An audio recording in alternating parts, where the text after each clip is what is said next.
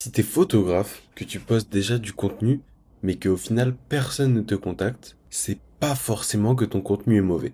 Peut-être que ton contenu performe comme il est censé performer et attire les bonnes personnes sur ton compte, mais le problème c'est sûrement que tu n'utilises pas les stories correctement. Les stories, c'est pas du tout un bonus. C'est ce qui va te rendre présent dans la tête du client. Et si t'es pas présent, il t'oublie tout simplement. Donc déjà, si t'es photographe et que tu veux apprendre à vivre de ton art, bah abonne-toi maintenant parce que je poste 3 fois par semaine des vidéos qui vont t'aider à t'épanouir dans ta passion et à transformer ta passion en une vraie source de revenus. Donc, la plupart des photographes font quand même des bons posts, des posts de bonne qualité. Ils appliquent de plutôt bonnes stratégies, par exemple mes stratégies, des stratégies que tu as pu voir sur ma chaîne YouTube. Et au final, tu vois que tu arrives quand même à impacter le monde. Tu arrives à avoir des réactions sur tes shootings, des likes, des gens qui viennent s'abonner à ton compte. Mais quand il s'agit d'avoir un shooting avec toi, personne ne te contacte. Et c'est parce qu'en fait, tu crées du contenu, mais ton rôle, c'est pas uniquement d'aller créer du contenu. Ton rôle, c'est de rentrer en concurrence avec les 50 pubs que la personne a vues dans la journée et de devenir omniprésent dans l'esprit de ton prospect. Parce que sans cette omniprésence, le jour où il va vouloir prendre un shooting, il va pas forcément penser à toi, même s'il est déjà tombé sur toi, sur un post Instagram, ou même s'il est abonné à toi. Parce que les stories, c'est ce qui va rendre ton message et ton existence évidente et omniprésente dans l'esprit de ton prospect. Et c'est ça qui va faire toute la différence au moment de passer à une décision d'achat. Donc on passe sur l'écran d'ordinateur pour t'expliquer le système de story. En gros, pour t'expliquer, le système de story fonctionne comme le système de contenu de base. C'est un tunnel qui va qualifier petit à petit ton audience. Donc on a les stories de base qui vont être les tofu. Ensuite, un peu plus bas dans le tunnel, donc un peu plus qualifié, on aura les mofu. Et puis en fin de tunnel, les bofu. Donc tofu, c'est top of funnel. C'est vraiment ce qui va être là pour toucher un max de personnes sans forcément trier. Donc les stories, il faut que tu saches que ça va être ton vrai tunnel de vente. Le but, c'est d'être omniprésent dans la vie de ton client pour que le jour où il décide d'acheter, il pense à toi, pas au premier qui va croiser sur Instagram. Parce que c'est ça ce qui se passe réellement. Peut-être qu'il est abonné à toi. Mais si par exemple il a envie de prendre un shooting dans 2 mois, il aura très très sûrement oublié ton existence. Et du coup, il va juste attendre de retomber sur un nouveau photographe qui lui aura la chance d'être là au bon moment et du coup d'être booké en tant que photographe. Et c'est pour ça que tu vas avoir pas mal de tes abonnés avec qui tu aurais pensé bosser un jour, qui vont bosser avec un autre photographe. Parce qu'en fait, tu n'es pas le premier photographe auquel ils pensent. Parce qu'aujourd'hui, avec les réseaux sociaux, on oublie vite. On oublie même très vite. Donc voilà. Le but, ça va être que au milieu de toutes ces pubs que la personne voit dans la journée, les pubs sur YouTube, les pubs sur la route, les pubs pour des voitures, les pubs pour Carrefour, Lidl, etc. Toi, t'arrives à te mettre partout, tout le temps, pour que t'aies en fait ta place dans tout cet amas de publicité et d'attention que ton prospect perd. Parce qu'on est dans une société de l'attention et le but ça va être de lui prendre son attention. Donc la moitié de tes stories, ça va être du tofu. Donc comme je t'ai dit, le tofu, c'est vraiment le haut de ton tunnel, c'est pas forcément le but de le but de cette story va pas être forcément de convertir. Donc là le but ça va être de créer de la connexion avec ton audience qui te suit. Donc l'objectif c'est de créer un lien humain. Donc pour ce faire, tu peux montrer ton quotidien, ton mode de vie, ton univers photo, te montrer toi. Ce que tu fais en shooting, quand t'es en train de retoucher, quand t'as une réflexion sur tes photos ou sur ta niche, ou certaines coulisses de shooting. Et le but, c'est d'être spontané et super régulier. En gros, le but, c'est que les gens sachent qui tu es. Ou en tout cas, sachent quelle image t'as envie de projeter sur les réseaux sociaux. Le but, c'est vraiment de développer, en fait, ton personal branding ici. Parce que le prospect achète d'abord une personne. Il achète pas une photo. Ok, s'il achète une photo, il peut bosser avec n'importe quel photographe. Mais ce qui fait qu'il va bosser avec toi, et qu'en plus il va rebosser encore et encore avec toi dès qu'il aura besoin d'un photographe, c'est l'humain qui est derrière. Et pour créer ce lien humain avant même d'avoir vu ton prospect dans la vraie vie, et avant même d'avoir pu shooter avec ton prospect, eh ben, il faut créer des stories de connexion. Très souvent. Où juste tu montres un peu ta personnalité, tu montres que t'es un vrai humain, tu montres quand tu vas au sport, et tu montres un peu ton quotidien quand tu es en train de bosser, etc. Bien sûr, avec ces stories-là, tu vas devenir un pote pour ton prospect, mais tu seras pas encore son photographe attitré.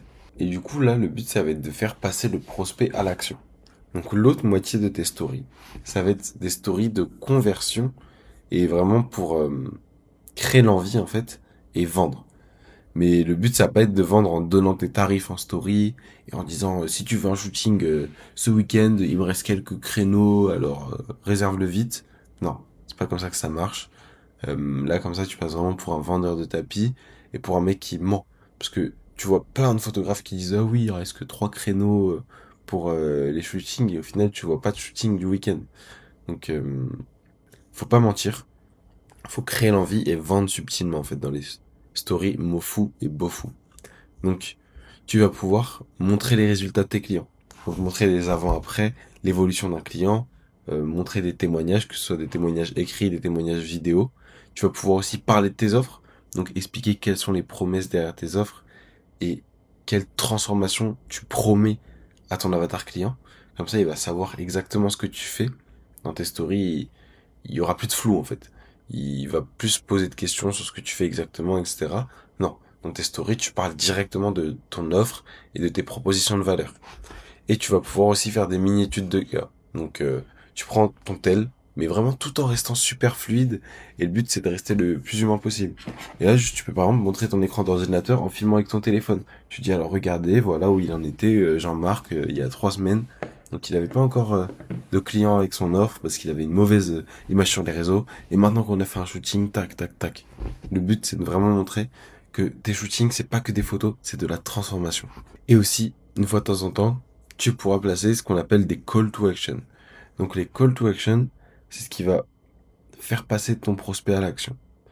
Parce que le problème avec les gens aujourd'hui, c'est que ils ont un temps d'attention très faible et ils ont l'habitude d'avoir des récompenses instantanées avec très peu d'efforts. Par exemple, quand t'es sur TikTok, t'as juste à scroller, donc faire ça, et t'as une récompense instantanée avec une vidéo qui va t'apporter un peu de dopamine. Quand tu laisses aux gens trop de choix, trop de possibilités, c'est que ça va leur demander beaucoup d'efforts pour la récompense. Par exemple, si tu mets un Linktree en bio, au lieu de mettre un lien unique, tu sais, Linktree, c'est quand tu cliques sur un lien et qu'ensuite tu as plusieurs liens qui sont proposés. Ben, le problème, c'est que la personne va devoir faire un clic, va devoir encore réfléchir pour faire un deuxième clic. Et là, tu perds énormément en conversion. Et ben, c'est pareil avec tes call to action. Si tu dis en story, si jamais t'es intéressé par un shooting, dis-le moi. La personne va devoir réfléchir au message, elle va devoir réfléchir si elle est intéressée par un shooting, etc. Ça demande beaucoup trop d'attention et d'efforts pour le client, le consommateur moyen du 21e siècle. Donc, le but, c'est que tu vas trouver, par exemple, des call to action du style écris-moi photo si tu veux qu'on en parle. Donc, tu présentes ton offre, tu présentes un résultat pour tes clients, par exemple, et tu dis, si tu veux la même chose, écris-moi photo. Réponds à cette story photo. En tout cas, le but, c'est de mettre un minimum d'effort à ton prospect pour pouvoir rentrer en contact avec toi. Sinon, tu peux juste rediriger vers ton lien en bio, mais comme je t'ai dit, pas un Linktree, un lien unique. Tu dis par exemple, si tu veux voir mes différentes offres, clique directement sur le lien en bio. Bam, la personne clique et elle arrive directement sur le lien, pas besoin de prendre d'autres décisions. Ou sinon, tu peux mettre directement un lien en story, swipe pour découvrir la méthode, etc.